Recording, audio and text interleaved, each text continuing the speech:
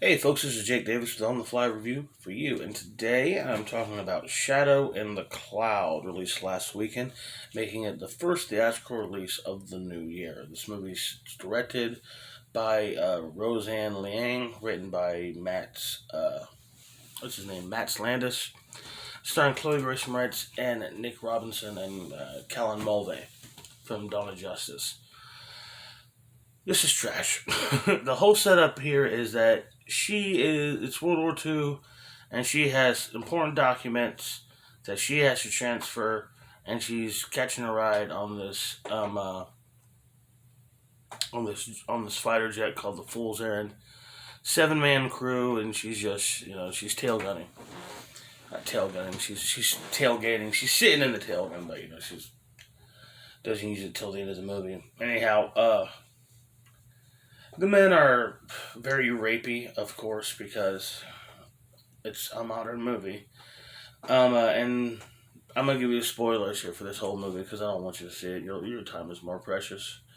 You would be better off revisiting like the worst movie you ever saw in your life. Just go back, watch that again, just to make sure if it's as bad as you remember. Go rewatch like The Happening or Van Helsing, or you could go back and watch my funny retro reviews for those.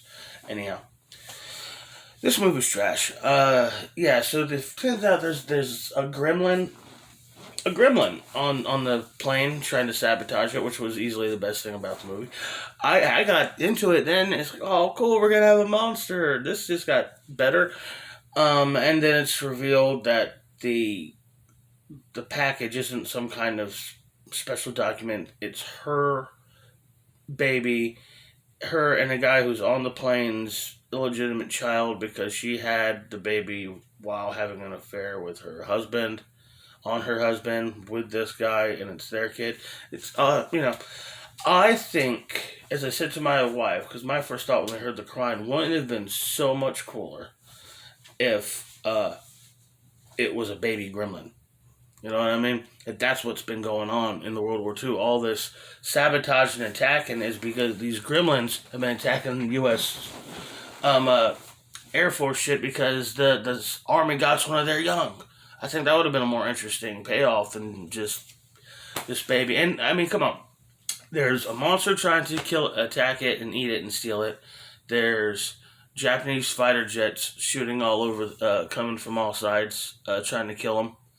There's plane crash and fist fights and shootouts and explosions and all this shit. And the baby cries when they first realize it's a baby, so they can find out it's a baby. And the baby cries at the very end, so she can nurse the baby, so we can have her pull out her half boob. I mean, you can give me monsters, you can give me feminist propaganda, you can give me laughable action sequences and special effects, but a baby that don't cry, you can only push my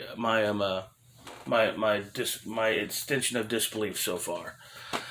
Uh, yeah, it's just so bad. I mean, as far as the propaganda, feminist, third wave feminism stuff goes, I said before, it's not empowering when you do stuff like this. Something like Wonder Woman was empowering.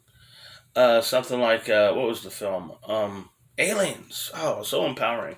It's as far as the strength of women's strength and resolve and determination and shit like that. Absolutely. Uh, but when you have movies like this, movies like say Cutthroat Island, or the Lara Croft films, especially the Angelina Jolie ones. I like the one with Alicia. But it if everyone else in the room or everyone around you has to be lesser than you, beneath you, in order for you to feel good about yourself, then you're not empowered. You're a narcissist. And this was just really, really bad. And as far as just overall everything else with that, I mean, as an action movie, it's garish. As a horror film, it's non-committal. And as a feminist film, I mean, it's patronizing. I mean, I've seen, if you're going to just have, and that's really ultimately all this is just in here to have this big feminist message because all the men are terrible. She not only are they all rapey jokes and shit like this and pieces of shit, but they're all stupid and cowardly and sexist. And she has to teach the pilot how to fly. She has to teach the gunner how to shoot. It's like, these are the guys who beat the Nazis. I mean, I guess if we just would have had one small frumpy woman for every 7 men, we could have wiped them out in 3 weeks and ended racism forever. But, oh man, I really didn't like this movie. It was so bad. Yeah, it's a turkey. There's something else I wanted to say about it, but oh my gosh, it's just awful. Oh yeah, I mean, if you're going to make a film that purely exists just so you can push a message, propaganda, stuff like that, even if it's like Christian messaging shit, the main goal should not be your message, it should be the quality of the art.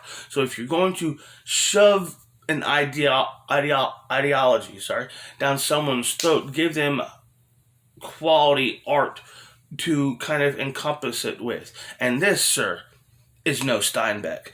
Anyhow, obvious turkey. Don't bother with this movie. And people are bitching about Wonder Woman 1984, but this movie was a romp.